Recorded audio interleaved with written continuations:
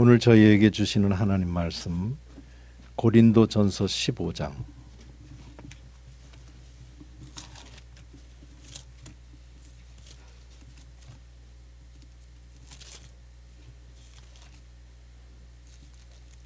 12절로부터 19절까지의 말씀입니다.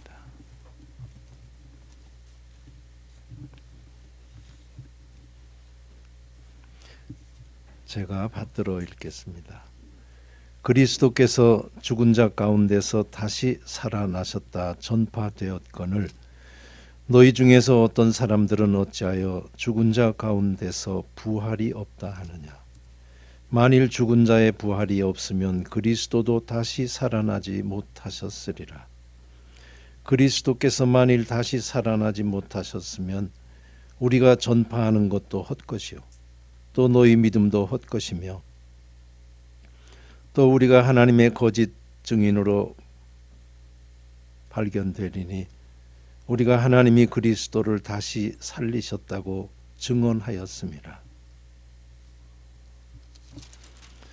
만일 죽은 자가 다시 살아나는 일이 없으면 하나님이 그리스도를 다시 살리지 아니하셨으리라. 만일 죽은 자가 다시 살아나는 일이 없으면 그리스도도 다시 살아나신 일이 없었을 터이요. 그리스도께서 다시 살아나신 일이 없으면 너희의 믿음도 헛되고 너희가 여전히 죄 가운데 있을 것이요. 또한 그리스도 안에서 잠자는 자도 망하였으리니 만일 그리스도 안에서 우리가 바라는 것이 다만 이 세상의 삶뿐이면 모든 사람 가운데 우리가 더욱 불쌍한 자이리라. 아멘.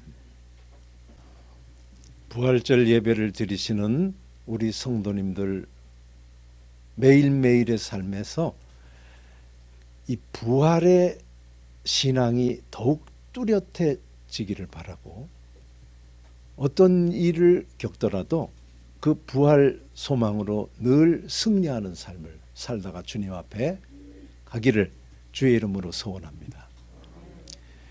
그리스도 예수께서 부활하셨다 하는 것이 되었거늘 어찌해서 너희 가운데 어떤 사람들은 죽은 자 가운데서 부활이 없다 하느냐라고 본문 12절이 말씀을 합니다. 일단 여기에 나와 있는 너희 중에라고 하는 이 말은 누군가 하면 고린도서의 이 바울이 쓴 고린도서를 받는 사람들이라고 보면 됩니다. 그들이 누군가 하면 고린도에 있는 하나님의 교회, 곧 그리스도 예수로 말미암아서 거룩하여지고 성도라 부르심을 받은 자들. 잘 들으세요. 대단한 겁니다. 그러니까 그리고 또 각 처에서 예수 그리스도의 이름을 부르는 모든 자들이라고 수신자를 얘기하고 있습니다. 그러니까 죽은 자 가운데서 부활이 없다 하는 사람들이 누군가 하면 신앙인들입니다. 신앙인들 다는 아니에요. 그들 중에 어떤 사람들인데 저는 혼자서 별 생각 다 했어요. 몇 명일까 그랬어요. 몇 퍼센트나 될까 그랬어요.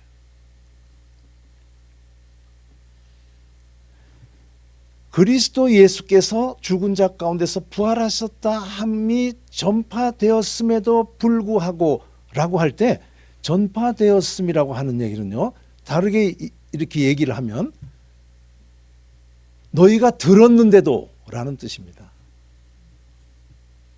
아주 더 세게 얘기해요.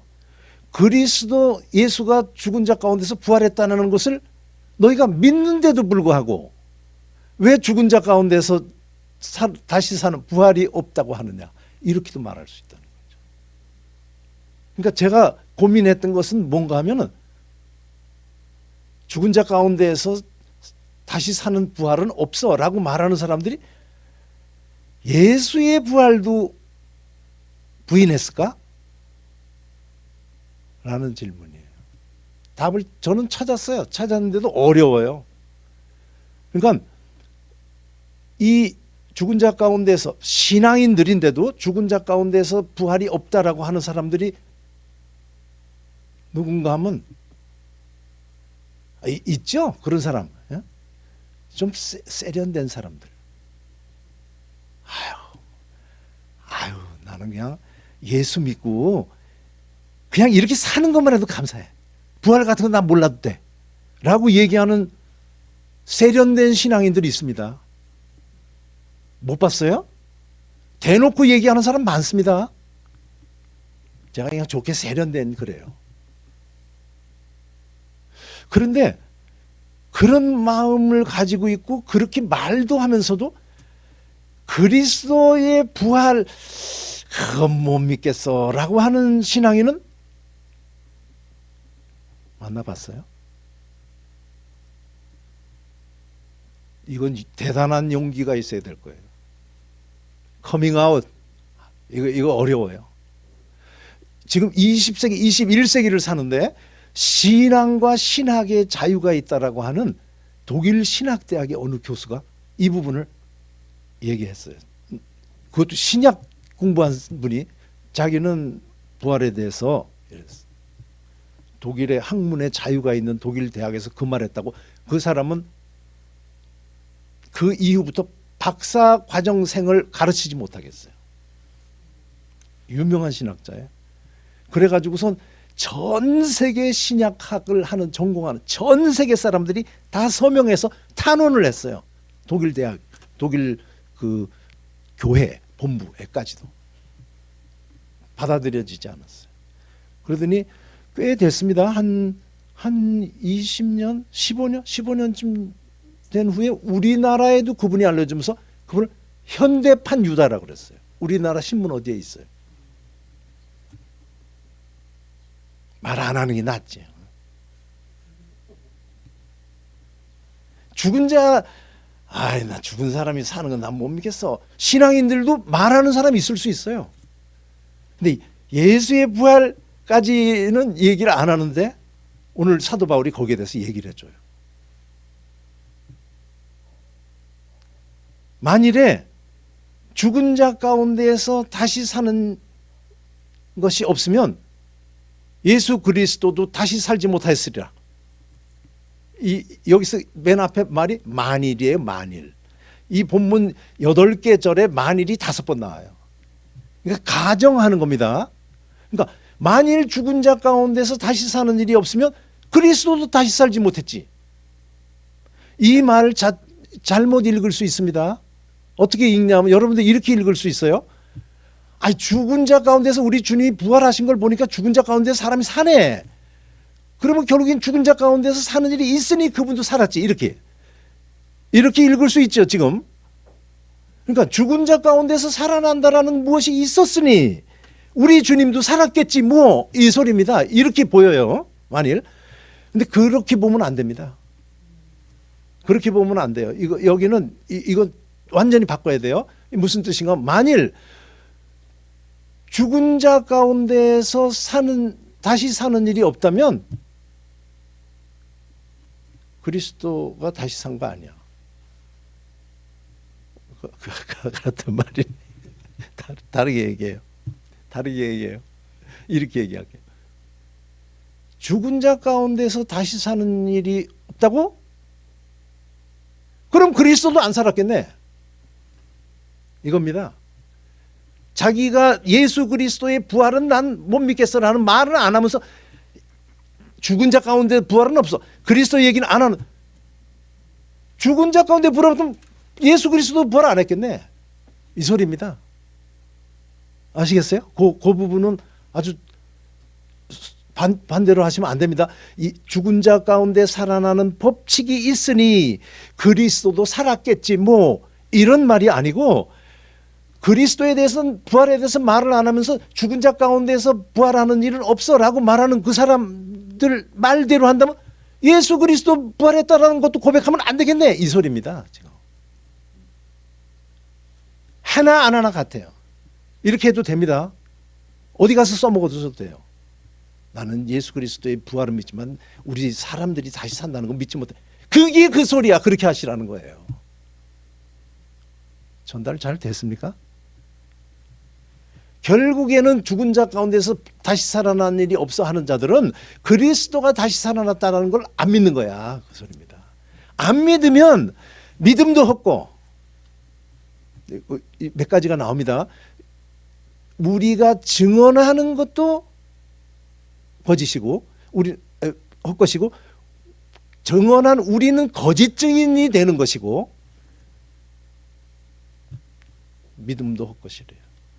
오늘 보면 계속 반복되죠. 같은 말이 나오죠. 그 뒤에 또 그리스도를 하나님께서 살리지 않으면 또 죽은 자 살리지 않고 계속 그렇게 하는데 실제적으로 그 내용엔 크게 두 개의 표현을 합니다. 그리스도 죽은 자 가운데서 부활이 없다 하는 그 사람들은 예수 그리스도의 부활을 부인하는 건데 예수 그리스도께서 부활하지 않았다면 믿음도 헛것이고 너희가 여전히 죄 가운데 있으리라. 이겁니다. 일단 이 부분. 자, 아주 쉬워요. 그리스도의 부활을 믿지 않는다라고 하면 보는 것대로 사네 라는 뜻입니다. 믿음 헛거네. 믿음 있다 하지만 그리스도의 부활을 안 믿는다라고 하는 그거는 보는 것대로 살겠다는 뜻이구나 라는 뜻입니다. 믿음은 바라는 것들의 실상이고 보지 못하는 것들의 증거인데 부활 없어 라고 하는 그들은 못 봤으니 없어 라는 소리 하는 걸 보는 대로 사는 거야 라는 뜻입니다. 그러니까 너희의 믿음은 헛것. 두 번째, 죄 가운데 있으리라. 내가 판단하는 것이 최종 판단이야 라는 말을 하기 때문에 죄가 여전히 있는 거죠. 알아들으시겠어요? 빨라요? 나는 보는 것만으로 믿겠어 살겠어 라고 하는 거는 그 너머는 없어. 내가 본 것이 최종 결정이야 라고 하는 소리를 한다면 그게 죄야 그랬습니다. 죄에 대해서 얘기 안 해도 되겠습니까? 죄는 하나님 아닌 인간이 하나님같이 되는 게 죄입니다. 내가 하나님의 자리에 대해서 최종 판결을 내리는 이게 죄예요. 하나님이 벗으라는데 내가 보면 벗은 게 안 좋네.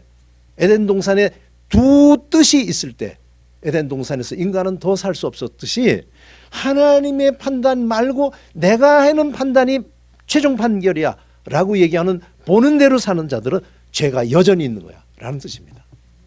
알아들으시겠죠? 그리고 그 다음에 하는 얘기는 뭔가 하면 그러면 결국에 우리는 믿는 자입니다. 우리가 그런 식으로 부활이라고 하는 것을 믿지 않는다면 우리가 바라는 것이 이 땅에 이 세상의 삶뿐이네 라는 뜻입니다. 그러면 제일 불쌍하대요. 우리 성도들끼리 대화가 잘 되지만 이거 안 믿는 사람들이 들으면 아이 뭔 헛소리야 이 소리입니다. 왜요? 나 하늘나라 없어도 저딴 소리 안 해 라고 하는 대단한 사람들이 있습니다. 어떤 대단한 사람 머릿속에 그렸어요? 죽음을 초계같이 생각하는 생명을 초계같이 버리는 영웅들 뿐 아니고 하루하루 부어라 마셔라 하는 사람들 겁 없어요. 아유 이 땅 살다 가면 되지.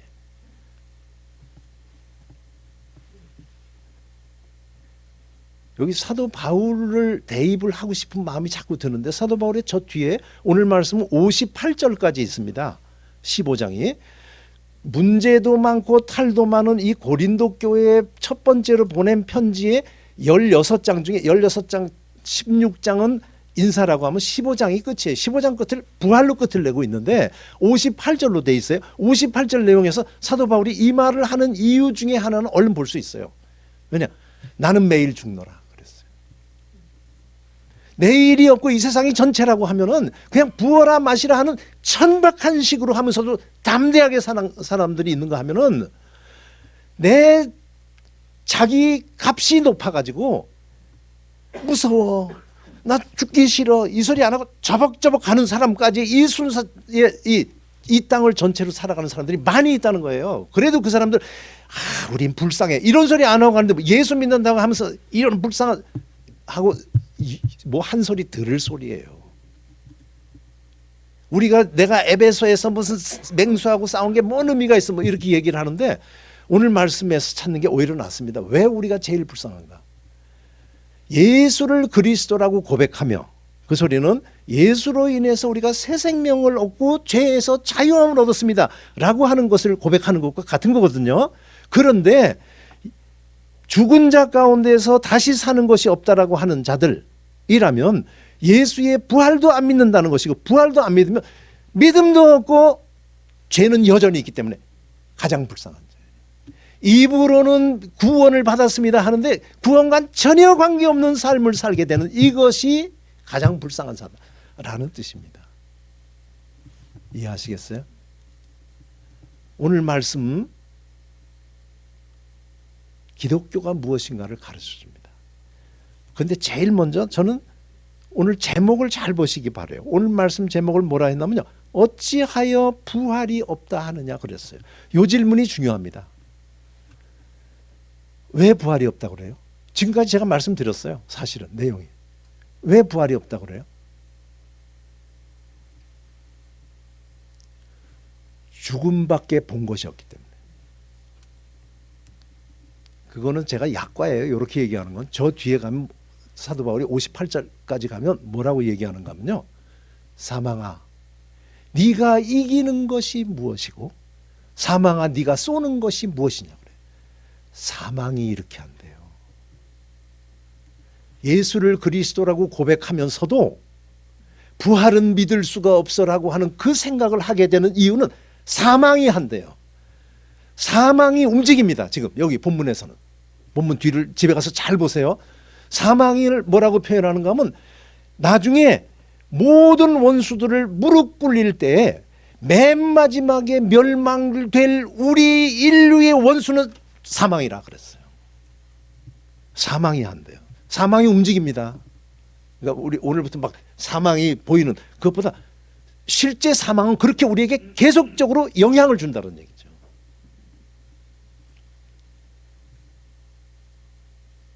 사망은 기독교의 적입니다. 우리 기독교는 자꾸 생각하면서 십자가의 공로, 우리 주님의 십자가 이렇게 자꾸 얘기하면서 기독교는 죽음의 종교와 같이 보는 모습이 꽤 있죠.